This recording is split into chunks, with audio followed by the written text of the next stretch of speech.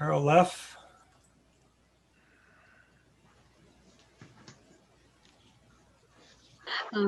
Yes, good evening. I'm Carol Leff speaking for the ACLU. Very briefly, we urge the City Council to pass the important anti-racism resolution tonight, but then to go on further and put those aspirational principles into practice by supporting the use of force policy the ACLU and the NAACP have put forward.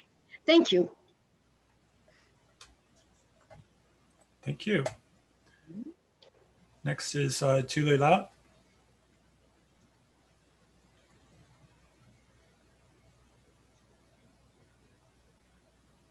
Hey everybody, it's great to see your faces again. I'm really glad to join you here this evening.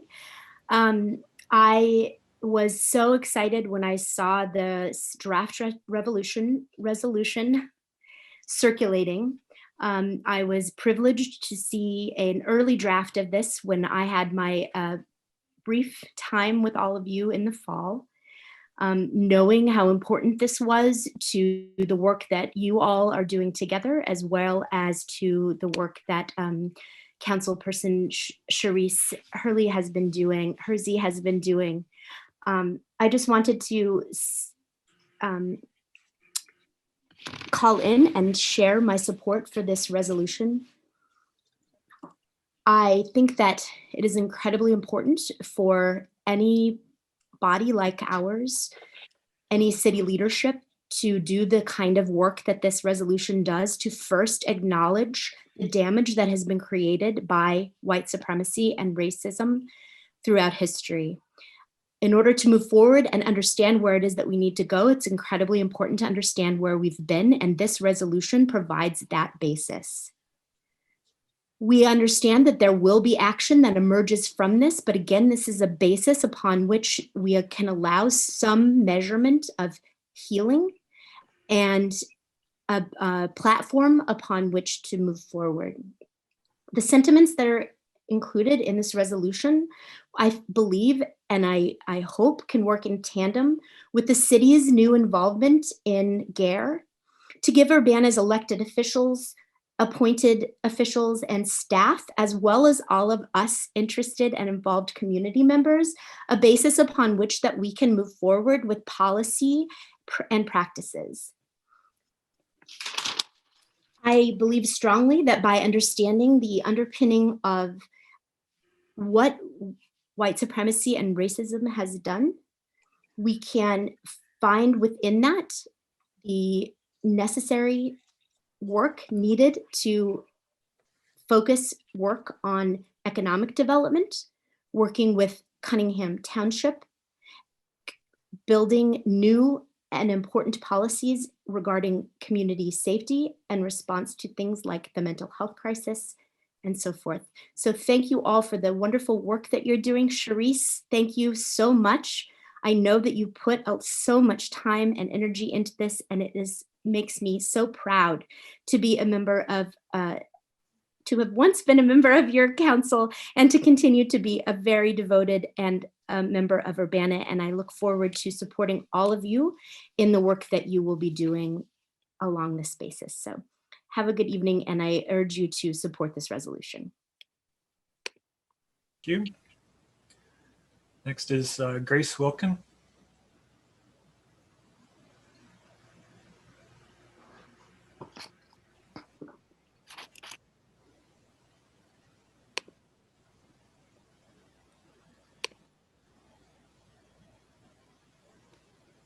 Okay, I just got the unmute asked. Can you hear me now? Yep, we can. Okay, thank you. My name is Grace Wilkin. I use she, her pronouns, and I'm a resident of Urbana in Ward 6. I wanted to call and also support the resolution tonight. I think that it's important to acknowledge our history and make a commitment to address it and keep working through it. I think the next step is to proactively seek to live out this ordinance, and I hope and look forward to seeing that. On a separate note, I also wanted to still caution about my concerns about indoor dining and lifting COVID restrictions when the students have just come back and there might be a new strain of the virus in town. So It just doesn't make sense to me. It seems dangerous, and just want to express my concern on that as well. That's all. Thank you. Thank you. Next is Jane McClintock. Hello, this is Danielle Chenoweth. Can you hear me? Yep. Hi, Danielle. Okay. Hi. Danielle Chenoweth, 412 West Illinois Street in Urbana. I also serve as the township supervisor. I've read through the resolution before you to end structural racism and achieve racial equity. And I want to applaud Cherise in particular and any other collaborators you had, Cherise, for enumerating some of the details of the history of racial bias and white supremacy in Urbana. And I appreciate you drawing a bright line in language about acceptable and unacceptable behavior. As chairperson for CU Public Health, we just passed a similar resolution, and I brought up a similar concern to that board as I do to you today. Making anti-racism proclamations and resolution could be viewed as political posturing unless accompanied by specific policy action. In the case of CU Public Health, we did not have specific policy proposals before us, so we created a task force as part of our resolution. Part of the action was creating a task force so that Black, Indigenous, people of color, and LGBTQ staff at CU Public Health, who were paid through an additional stipend, were invited to assess and bring forth recommendations to us. So that is an ongoing process. In the case of Urbana, I think it's a little bit of a different situation because you have a series of smart, actionable proposals that the public has brought to you in various ways in the last year. I'm going to summarize a few of them here, and I would encourage you to revise this resolution to include specific direction to city staff. As you know, 4 council members may direct staff. So I call this 5 actions the city of Urbana can take now to advance racial justice. 1, adopt the use of force policy changes proposed by the NAACP and ACLU that were just given to you, including de-escalation as a mandatory response, use of force as only objection when it's objectively reasonable, necessary, and proportional, and there are other things in that proposal. Number 2, interrupt illegal housing discrimination in Urbana by following the Cunningham Township Supervisor's Office recommendations in our February 2020 report uncovering blatant discrimination by 22 landlords operating in Urbana. We believe that all you need to do is actually just follow your own policy on the book and direct your attorney to send cease and desist orders to all 22 violators if they're found to continue to be violating at this point. That would take maybe an intern 3 or 4 days to check on that. You should also implement regular testing of rental companies and landlords so that the discrimination doesn't go undercover. And there are other recommendations. I will send you a link to this so you have it. 3rd, address the long legacy of racially biased police, traffic, and pedestrian stops in Urbana by adopting Gertrude Cruz's proposed resolution from November 16, 2020. And it directs the police department to essentially review traffic stop policies and procedures to eliminate disparities by the end of 2021, monitor individual officers' amount of time in specific locations in conducting stops, and require written consent from the driver before conducting a vehicle search, which I thought was an excellent proposal. 4, update the Civilian Review Board of Police Ordinance and Procedures with recommendations from the Stop Police Violence Group offered in June 2020 that includes the CPRB ordinance being updated to acknowledge video witnessing, as well as making sure that the CPRB is able to access all complaints without tampering or filtering by the city administrator or chief of police. And number 4, increase investment in low-income neighborhoods and boost diversity and hiring at the city for both staff and contractors. Thank you. I appreciate your time. Okay, thank you. Next is Kiara Johnson.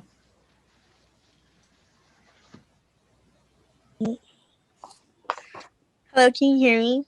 Yes, we can. Okay, hi. I'm Kiara Johnson. I am a sophomore student at Urbana High School, and I just wanted to address the driver's ed complaints. Well, not yes. Okay. In school, you are learn. In school, you are prepared to drive. You learn procedures on what you should do when a tire blows out, how you should handle a skid in slippery roads. You learn that you should stay in your car when you are stopped by any police officer and let them know your every move when grabbing a document. The learning process is held up when schools are not equipped with cars that run properly for student driver's education. Being a student in this district, I see new police cars for officers who have transportation at their disposal to do their job. Why do they need new vehicles when there are teen drivers on the road who have to ride in student driver's ed cars that have been around for more than 20 years? These cars are constantly in need of repairs for transmission, and they have over 400,000 miles. If the district budget permits RSOs to be given the privilege of new vehicles to protect students, shouldn't the students that they are protecting be given the same driving privilege? These RSOs have vehicles and licenses. However, these students do not. Where should the urgency lie? One police car can cost from $40,000 to $50,000, while for that price you can purchase more than one student driver's ed vehicle. With the evolution of new cars, the surrounding sensors will help upcoming drivers be more aware of their surroundings and avoid crashes. Why can't the funds from the government and taxpayers be used for drivers' education? This will positively help the Champaign-Urbana community by and including new student drivers. That is all I had to say about that. Okay, thank you very much. Next is Christopher Hansen. Hey, Bill, can you hear me okay? Yep, hear you. Let me click on my little list here. Well, I was going to ask about this mysterious city update, but I guess that's been rescheduled. I do want to encourage the mayor and the council to give as much information to the public as possible when they have agenda items. It's actually, this is an issue that's actually been raised even by council members, unhappy that they haven't gotten information about items that are going to come up.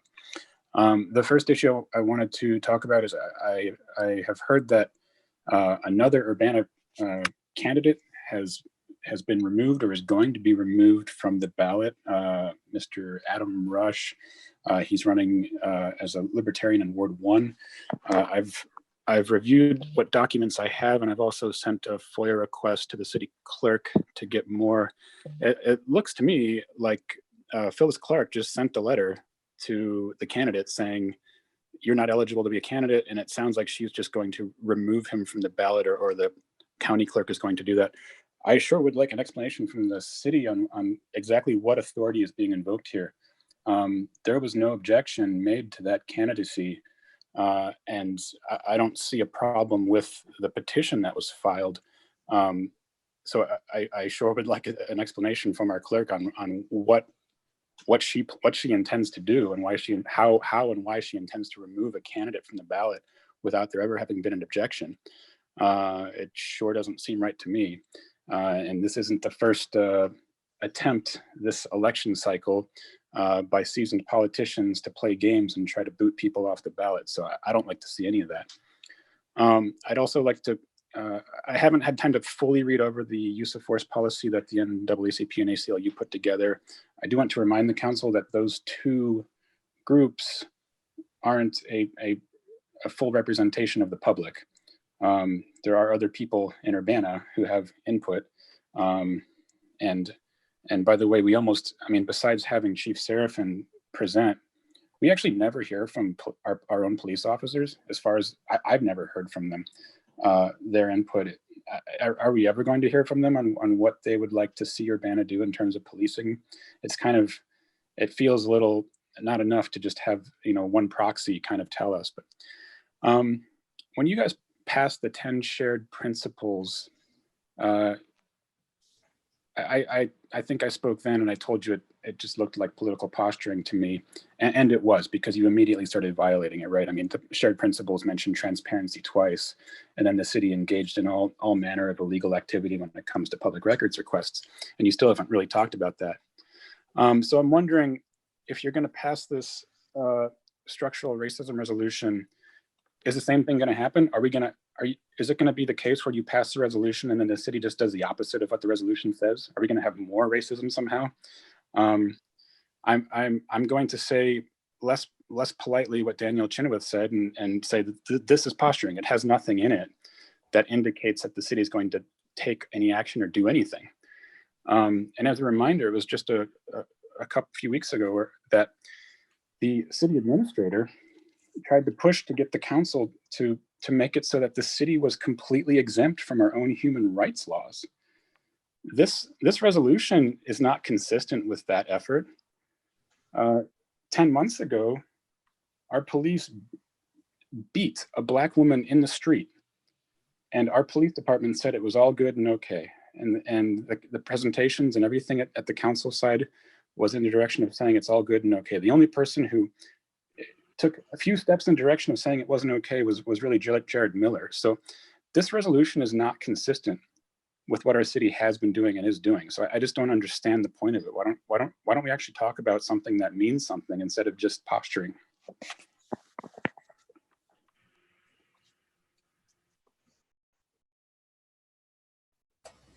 Next is Brian Dunn.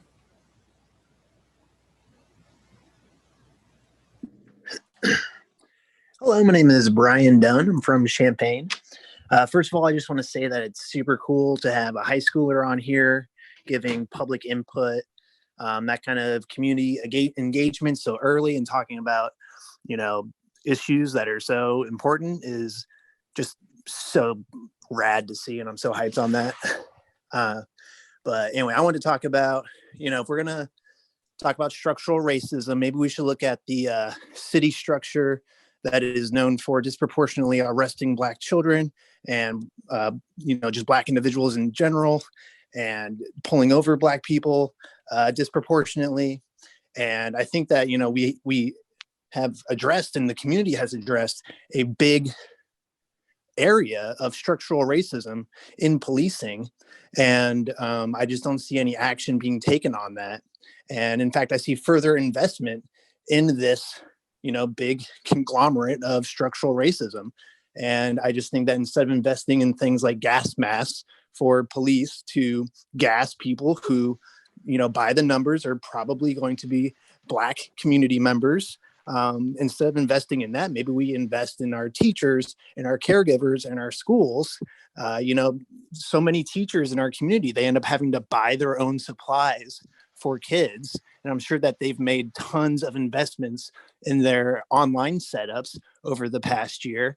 And I just don't see that kind of buy-in from police ever. How about we have them, crowdfund for whatever gear they need, or, maybe we talk to their union, and their union can gather stuff within their members to buy things to make them feel safe and secure in their job. That's no more dangerous than my job when I was a delivery driver. So those are just some things that, if we're looking to address structural racism, I think that looking at the police critically would be a great way to do that. Thank you. Thank you. Next is Eldris Melinda Cart.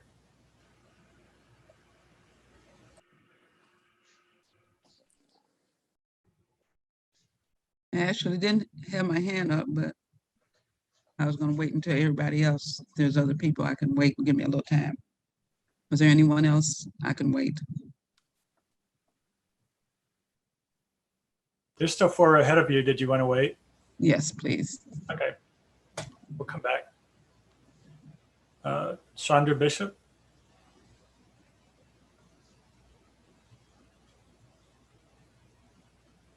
Good evening, everyone. I just wanted to begin with a word of thanks to the council members who brought forth the resolution that's coming up. I wholeheartedly support this first step in moving forward and creating a just and equitable community. The first step is always recognizing the problem so that you can create solutions. I don't have any doubt that this will pass, but from that point, we must move with urgency to create, something like an equity task force to develop a detailed policy agenda and fund an equity plan that resolves key disparities within the next couple years. And we need to put a solid time frame on that. And those disparities should include education, jobs and income, policing, and health and well-being, but should also include other goals as well.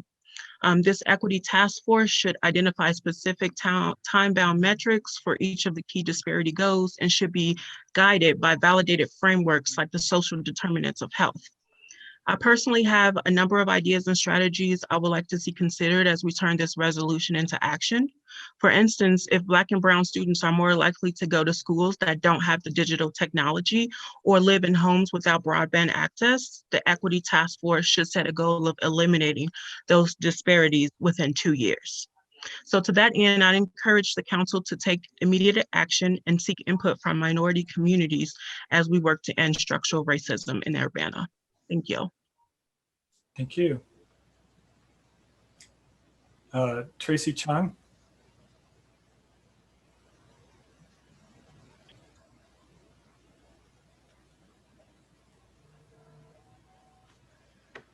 Hi, can you hear me? Yes, we can. Okay, hi, I'm Tracy Chong from Urbana.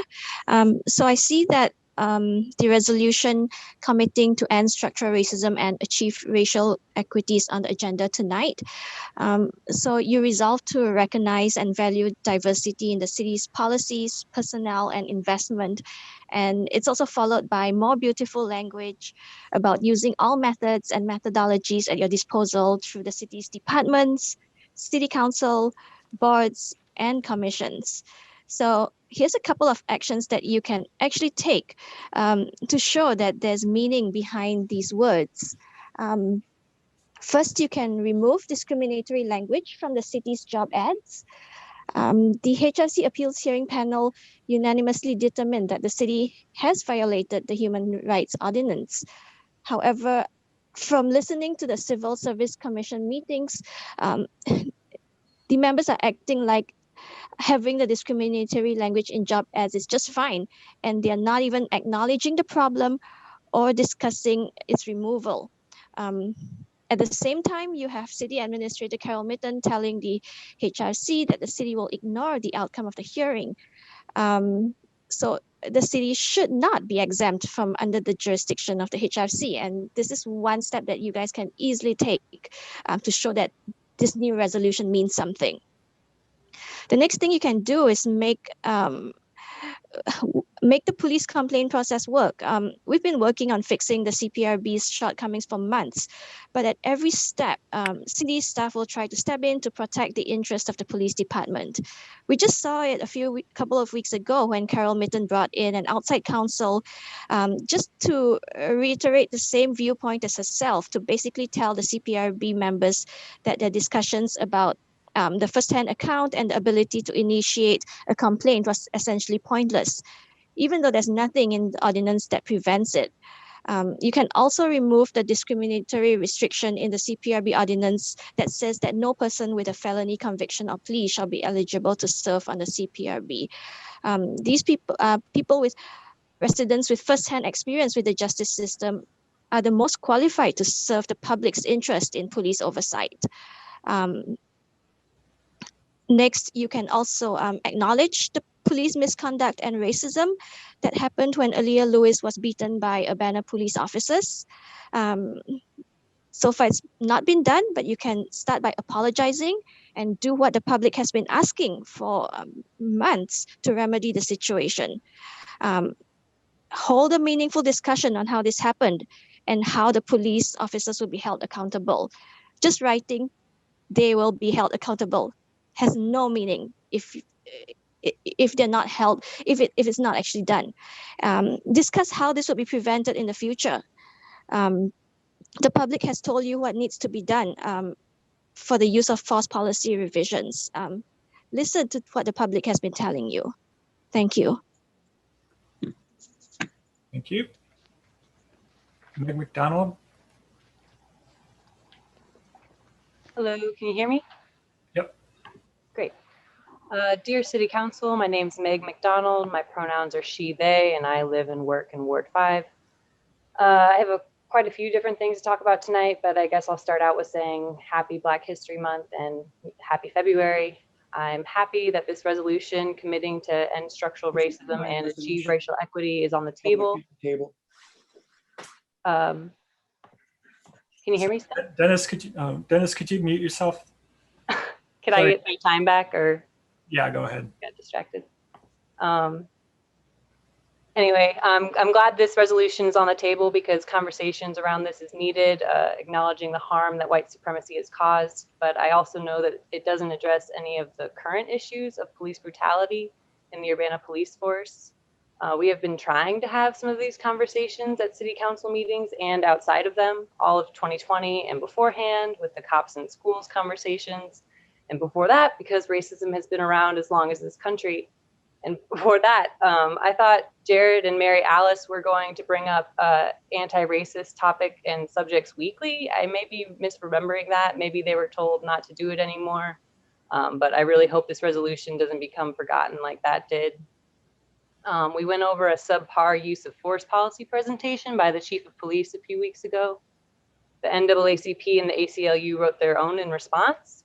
The community had lots of great input from the listening sessions and more. I'm curious to hear how that policy update is going and whether or not it was rushed to get those grants approved. Transparency is appreciated. There is no route to ending structural racism without seriously disarming and defunding the police force. There is no route to true community health and safety without forcing the police to relinquish the majority of the city funds that they hold. Those funds could be used in so many different ways to actually actively help people, not just respond to them after the issue has occurred. We had a protest in late May in the reaction to George Floyd's murder. The police showed up in riot gear and agitated and kettled the crowd. Escalated. Over 20 people were arrested. Most of them were young and Black. All of them were given felonies, held for 2 days without bail, and are still facing the effects of a structurally racist system. Where is our truth to power for them? Instead, we are possibly considering a bid for gas masks in the next month for our police force, up towards $10,000 worth of equipment. What exactly does the police force think is going to happen? And if whatever they think is going to happen happens, how do they prevent it or treat the root of those issues? When we don't put our money to the real solutions and instead to the cops again and again, what message is this sending us, the community? Speaking of messages we send to our community, what message is Urbana sending with these electoral process mishaps? Newcomers are inspired to volunteer their time to run for city office and are being challenged. I unfortunately participated in the first challenge in 20 years a couple months ago when my petitions were objected, but I went through the steps and then the extra steps that were asked of me and made it on the ballot. Adam Rush went through the steps to get on the ballot. He collected signatures in Ward 1, chose a party. Whether or not the Libertarian Party is an established party in Champaign County is irrelevant now because that could have been challenged during the challenging period. Now it's about why it wasn't acknowledged or remedied until January when it's past the point of redemption for Adam Rush. Are you hoping no one hears about it or that no one cares or both? I guess the last thing, if I have time, is I would bring up COVID and how a lot of seniors without internet are missing out on vaccine distribution. I'm sure you've already know this. I know we couldn't do mobile testing, but I saw community members suggest that maybe Urbana could be innovative with mobile vaccine distribution vans, something like that. Also, are we ever going to open up a testing site in Urbana? It doesn't look like this. It doesn't look like COVID's going away. It looks like there's a new variant. So getting a testing site in Urbana would be good. Critique isn't condemnation. Inquiring about testing sites in Urbana and asking last week about why we are not using the UIUC saliva testing is a valid question. And I'm allowed to bring ideas and questions week after week. And I will. Thank you. Thank you. Colin? Hi, my name is Colin Dodson. I am a resident of Ward 2. My pronouns are they, them. So I want to echo the support that's been raised for this resolution in upholding the pursuit of racial equity and challenging white supremacy. And at the same time as echoing many of the concerns surrounding how will this be applied to the city of Urbana's relationship to the police force, how much money is spent there, and the concerns about actionable results out of this. But since those have largely been covered, there are basically 2 points that I'd like to make. In general, this resolution does make a good point of using present tense language. However, it's not consistently applied, which I think falls into a little bit of a trap where we tend to think that racial oppression and white supremacy and all of these things are artifacts of the past, when they are still ongoing active harms being conducted and reinforced by the society that we currently live in. So I would make a recommendation to at the very least, make that acknowledgement explicit, whether it's in this resolution or in updates to it in the future. Beyond that, this is a great start. However, I think, again, it is important to emphasize and to identify roots, right? You know, I call myself a radical, and what I mean by that is root seeking. I try to identify the source of problems and how to best address them rather than to, you know, put a Band-Aid over the symptom. With that in mind, we also need to address the longstanding economic impact and legacy of white supremacy, as well as its continuing impacts. Consider, for example, that after the end of World War II, when slavery was officially abolished, the former enslaved people in the United States were not compensated, never received reparations or restitution for the generations of harm caused, but slaveholders were.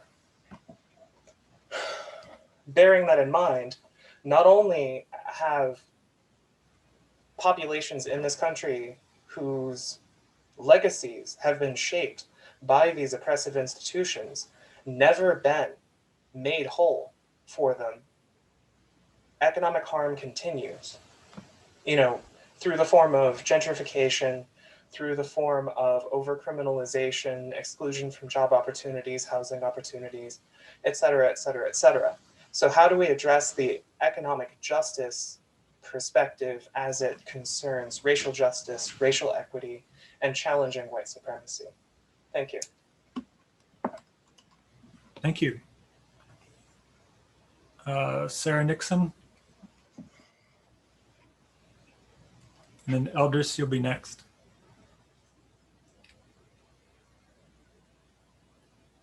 Go ahead, Sarah, I'm sorry.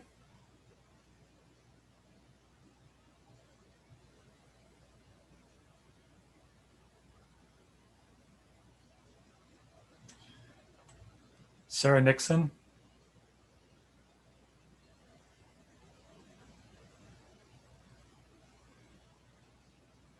I guess, can Sarah unmute herself? It looks like she's unmuted, so I'm not sure if she might be having some microphone issues or. Okay. Okay, we'll try to come back if you want to speak later, Sarah.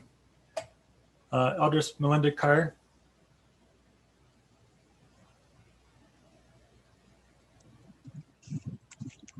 Good evening. Can you hear me? Yes, we can. Good evening. I just wanted to make a comments and first acknowledge the resolution, and it's a great resolution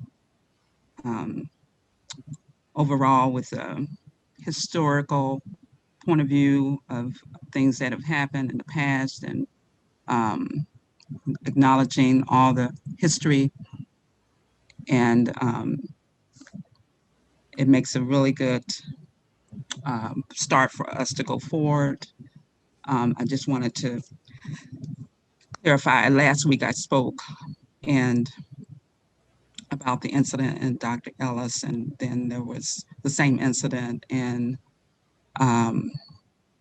the Dr. Martin Luther King subdivision in Champaign, and then extended to some other neighborhoods in Urbana, I understand. And I know that the communication of that incident, so with the plastic bag with the no white guilt piece of paper and the rock, because I didn't say that. And so that what happened is something that needs to be communicated widely, because it's noted as a national type of thing that has happened in other places. So when I said, I mentioned Facebook as the first point of communication, because it's a private media and everyone cannot access Facebook. They can't search for information on Facebook. And so the information that was posted, for example, that the mayor put on Facebook, the memo, the information from our alderperson, I'm just talking, as we, everybody didn't get to see that. So the memo, which included the Southern Poverty Law Center,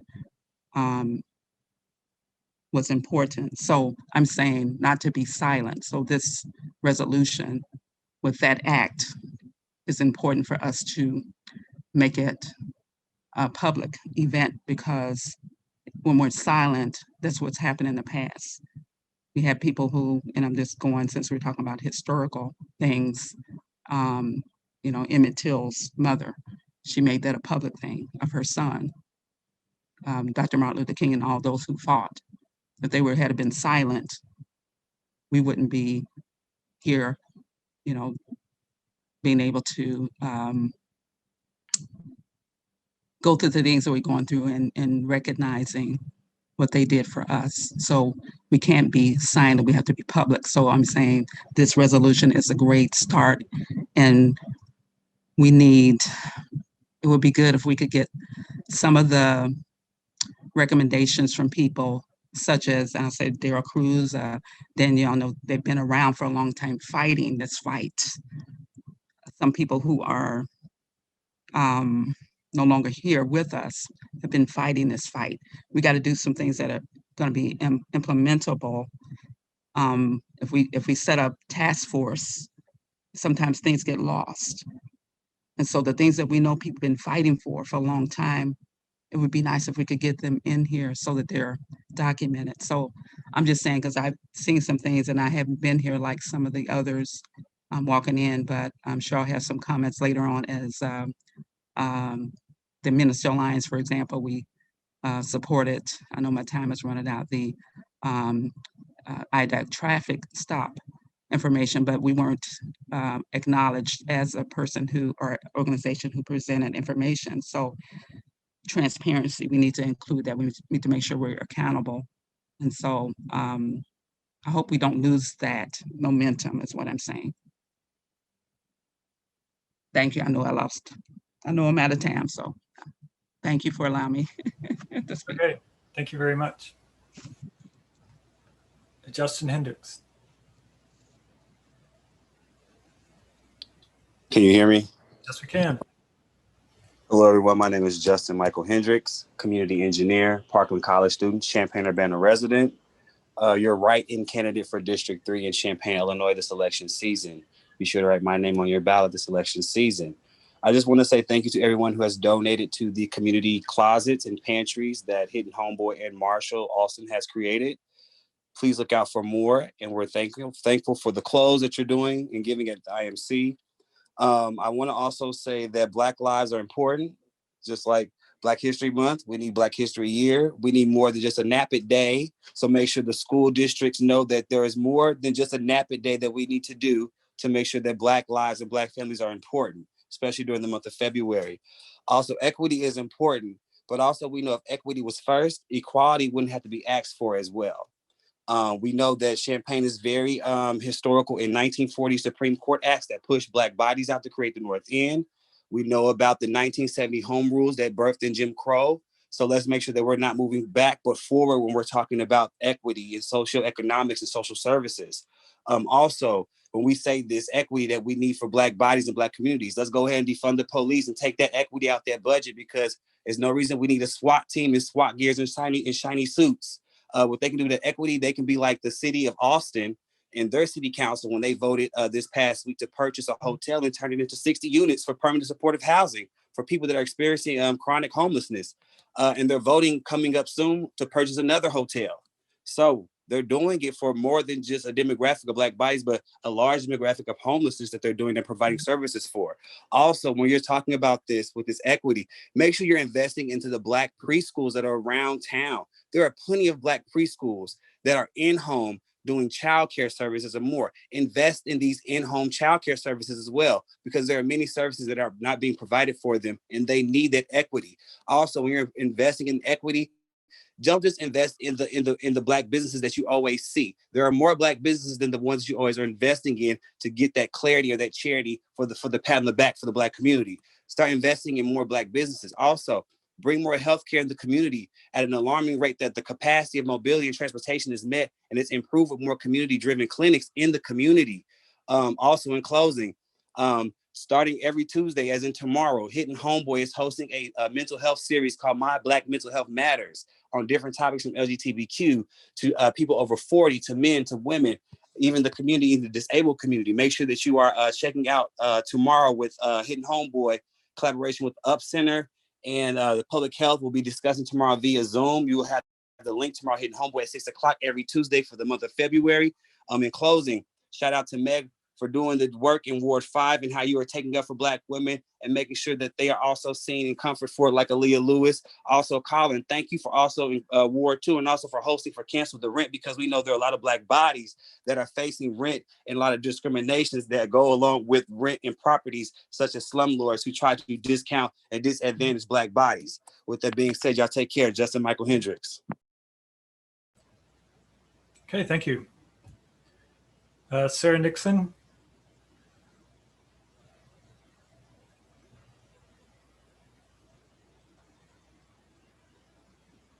Sarah, can you hear us? It looks like Sarah has unmuted, but we're still not hearing anything. Okay, sorry, Sarah, can't hear anything. Bo Barber.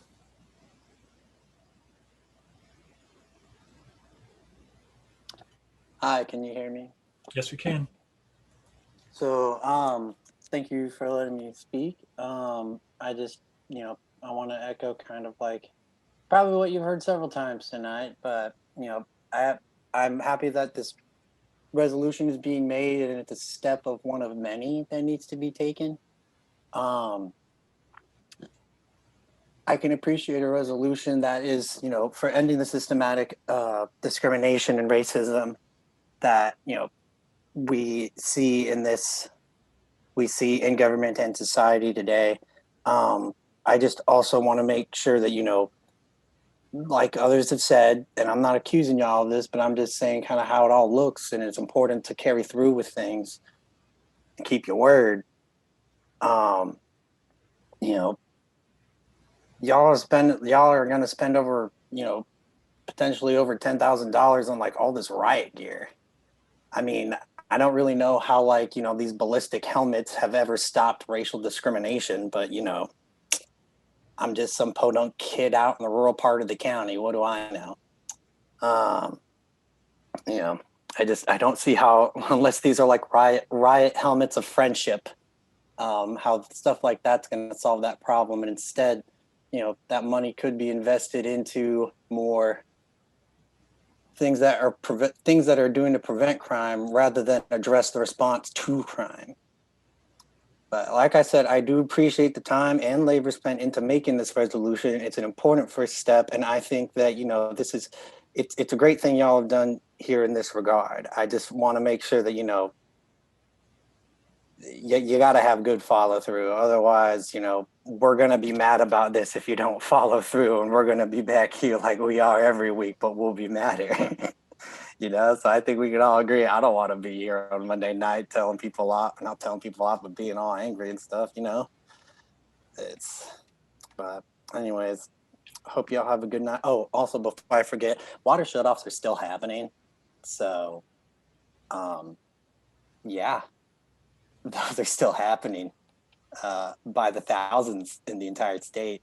And interested to see what we see on around, should be February 15th. We'll find out what the numbers for January were. And yeah, it's not good.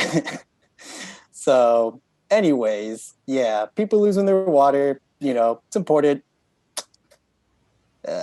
You need water for pretty much everything to live, stay healthy, be hydrated, my God.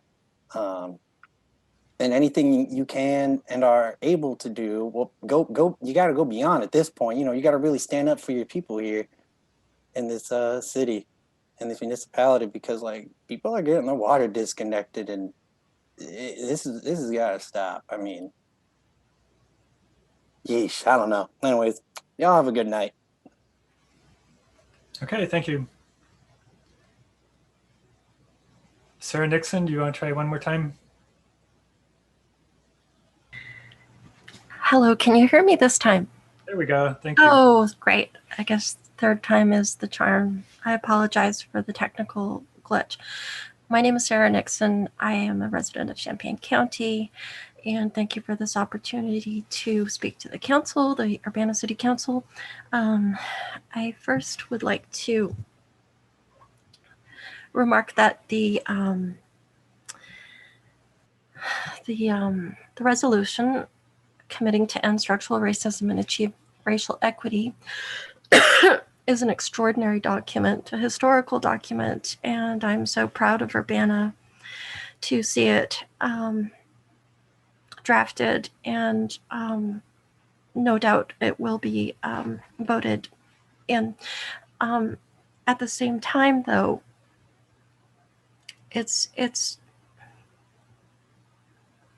profoundly sad to see the city put forth this resolution with a trumpet blast while maintaining total silence and indifference toward the ongoing and escalating plight of Aaliyah Lewis caused by the systemic racism and, I would say, incompetence of its police officers.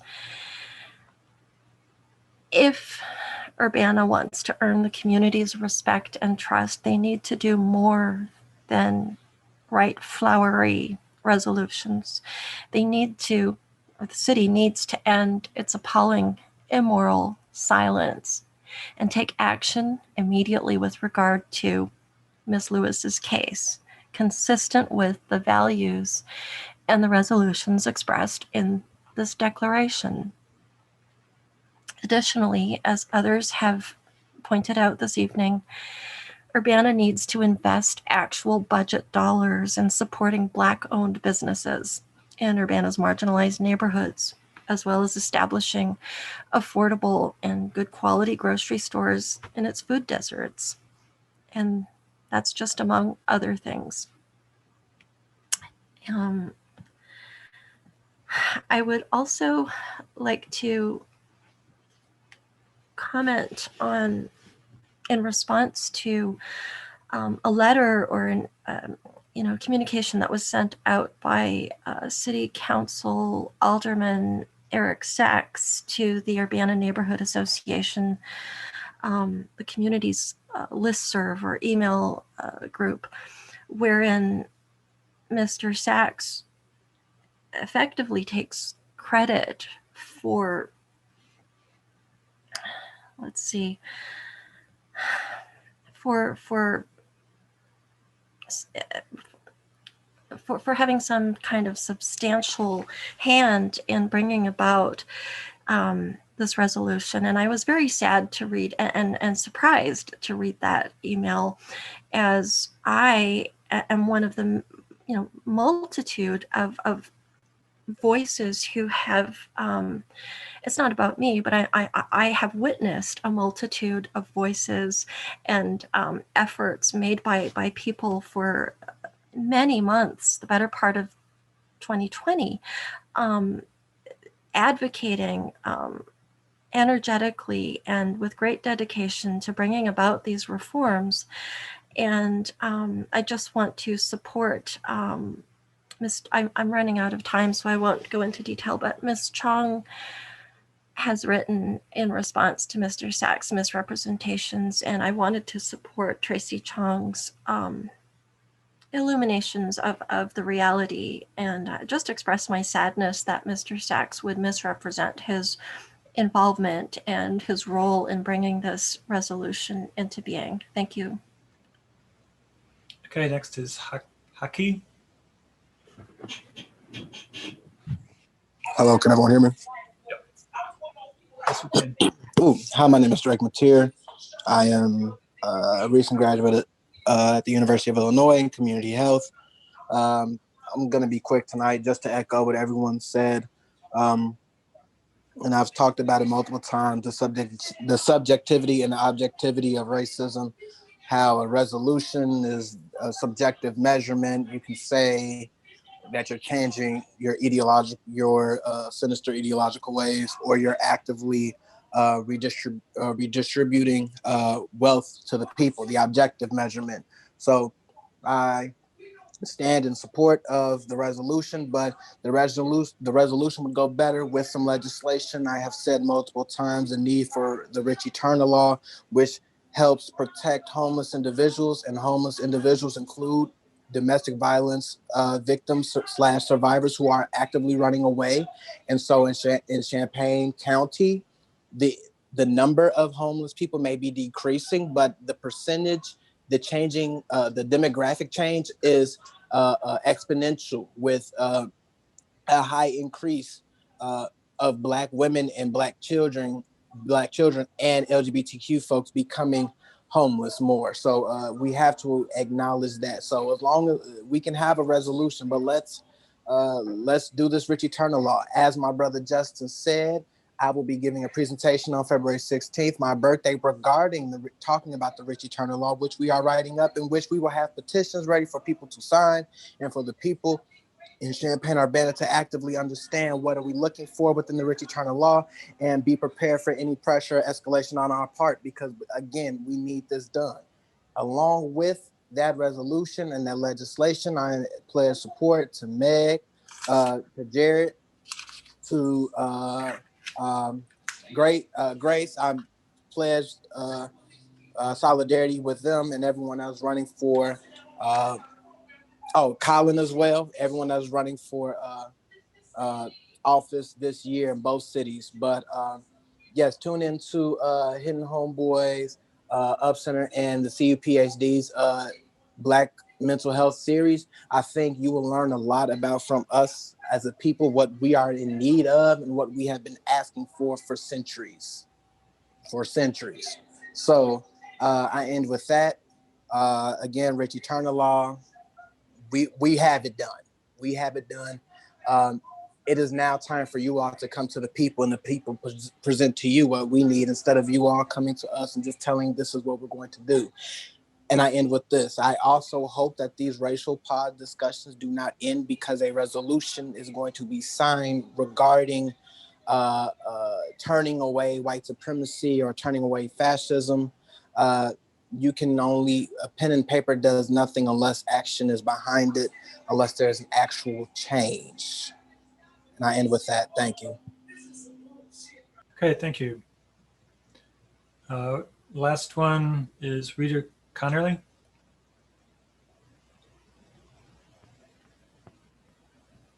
Good evening, Council. Rita Connerly, resident of Champaign. I'd like to echo the sentiments of many of the callers tonight. Happy Black History Month.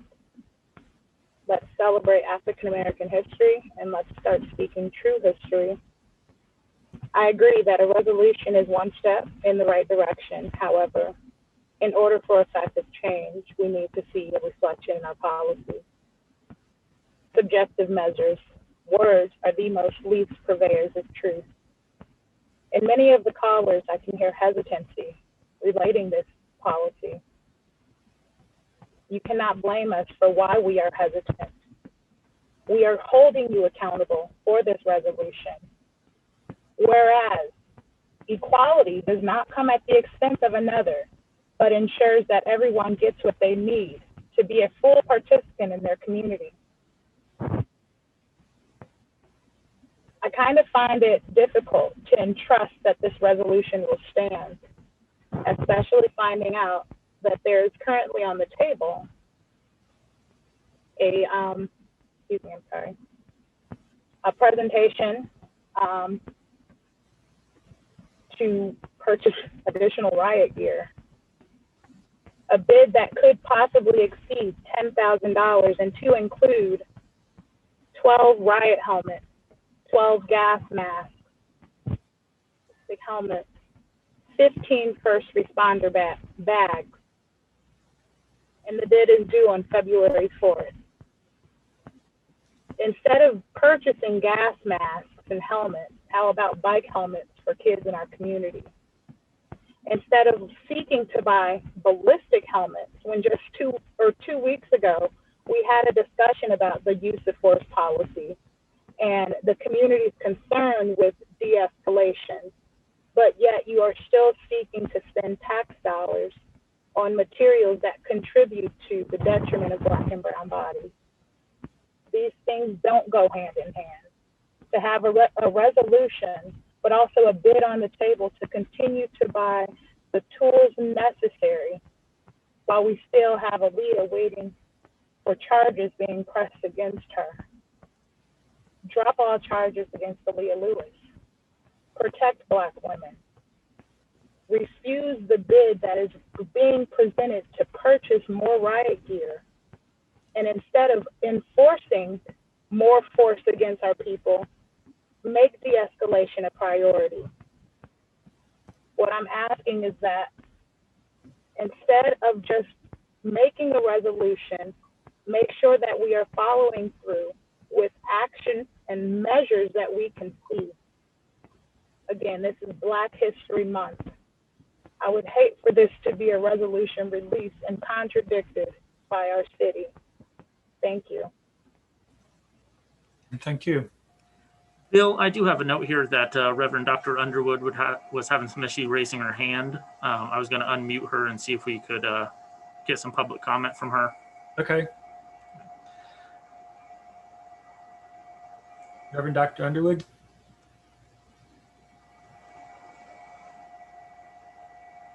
So Dr. Underwood, I've unmuted you. Well, I've allowed you to unmute yourself, I should say. And from here, you'll want to go in the lower left-hand corner and click unmute.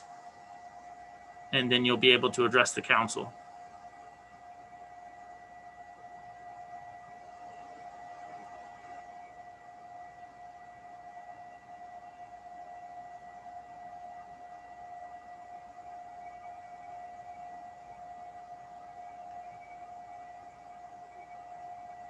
So we'll give you a couple more seconds here, but you'll just want to go to the bottom left-hand corner.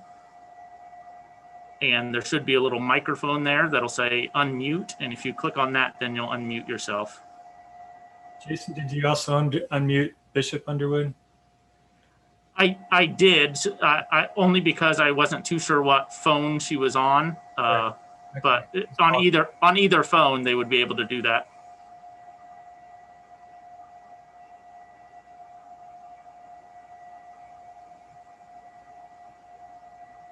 Unmute. Can you hear me? Yeah, we can hear you now. Yes, we can hear you now, Dr. Underwood. I got my computer on upstairs. I got 2 phones downstairs. Plus, I called in on my home phone all night. And now I don't know what's going on.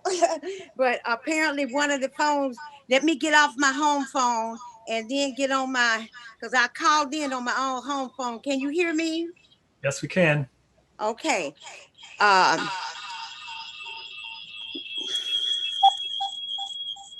Hello. I'm going to have to turn some of these phones off. Okay, can you hear me now? Yes, that's better. Okay. Lord, I got 3 phones and a computer upstairs. I don't know what's going on, but anyway, what everybody else has been saying, I agree wholeheartedly. I've heard. Now, one phone, Bishop C, can you turn this one off? Let me turn that one off. Okay, I got that one off now. Okay. Action speak louder than words. The words are beautiful, historic truth, but we need to add on with action, is what I wanted to say. A lot of people have given ideas, and I'm so grateful to see these young people step forward and give ideas to our city leaders. That's what we need. Don't stop. Don't be silent. We must speak. We must see that our city take action on what is written. Now, I would say in the written document, they need to explain the difference between what they need to explain in parentheses, de facto, because a lot of people don't understand de facto or de jure unless you're in the legal field or something of that nature. So if this is going to the public, which I believe it is, we need to put in parentheses what de facto means so the general public can understand it. But as I forestated, we need to put action. Daniela spoke to it. Miss Megan spoke to it. I had noted a number of the other people. Cullen, I think, spoke to. I mean, a lot of people had a lot of good ideas, and we need to continually listen, hear our public, because it's we the people. Don't ever forget that we the people, we do not want to lose our democracy and our republic. But we the people got to stand, and when we've done all we can do to stand, we got to stand therefore. That's biblical. And you stand by not being silent. It's not easy to speak up. Yes, you're going to be retaliated against. There are going to be reprisals. But you still got to stand. You still got to let your words be heard. I would just like to say one other thing, because my time is maybe almost up. For years, we've been fighting the consent decree and all. And I was talking to a friend the other night about Chris Evans. I'm glad to see him running because he's been with us all the time in Peoria with the federal government. There's consent decree over in Urbana at the federal building, the consent decree, other things that we fought for years, marching peacefully over in Urbana years ago with Grandpa. His I forget his name, but we used to call him Grandpa, and all the rest of us. And I'm glad to see that he's put himself out there. Thank you. Thank you. Okay, we have one more, Alan Axelrod.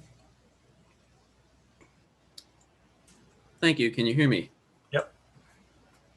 So I want to first just reemphasize a point that I made at the Urbana School Board in late of 2019, which was that I've written reports, I've written statements about what I believed, and I've received feedback on those things in high school. I've received feedback on those things in undergrad. I've received feedback in those things as a graduate employee. And I've frequently witnessed this body being hostile to feedback. That's disappointing. I'm glad to see that it seems to be accepted more openly tonight. But I'm reminded about December of 2019, when community members begged you, presented research to you, not to spend $300,000 on putting more police in our schools when there is information showing that that is not effective, when other methods of addressing violence in schools, such as the Oakland model that James Tiger Corbin presented to you that day, were better suited for. You prioritized the consistent, coherent, and respectful relationship between other units of government over the people who care in this community. And what I would like to see is that any resolution on anti-racism address your racism. No matter your background, that was a racist, systemically so action. And you all voted for that 6-1. So what I would like to see is that this resolution be amended. Yes, I know that it's written much in advance and that there's the expectation that it will be passed as written. But I would ask that it is written to specifically mention the culpability of this body, because I am tired of seeing apologies from different public officials who apologize for things to become more accepted in the community rather than for apologizing for the things they've done and who they've done it to and how it's affected them. This is a meaningful resolution. I'm not diminishing the resolution. I'm diminishing the integrity behind the people acting on this resolution. So with that, I would like to say that we have a People's City Council event Thursday at 7 p.m. featuring a dozen candidates for municipal government who have pledged to not only end chronic homelessness, but to also defund the police and to end or to close gaps in our domestic violence survivor support systems. These are fundamental and basic changes that we all need to see. And for the folks who are disproportionately affected, it is inherently anti-racist. Have a good evening. Okay, thanks. Okay, that is it for public input. We did get a couple of letters. I don't think either one of them were designated to be included in the minutes. One from Daryl Cruz, one from Edgar Garrett. So next we have staff reports.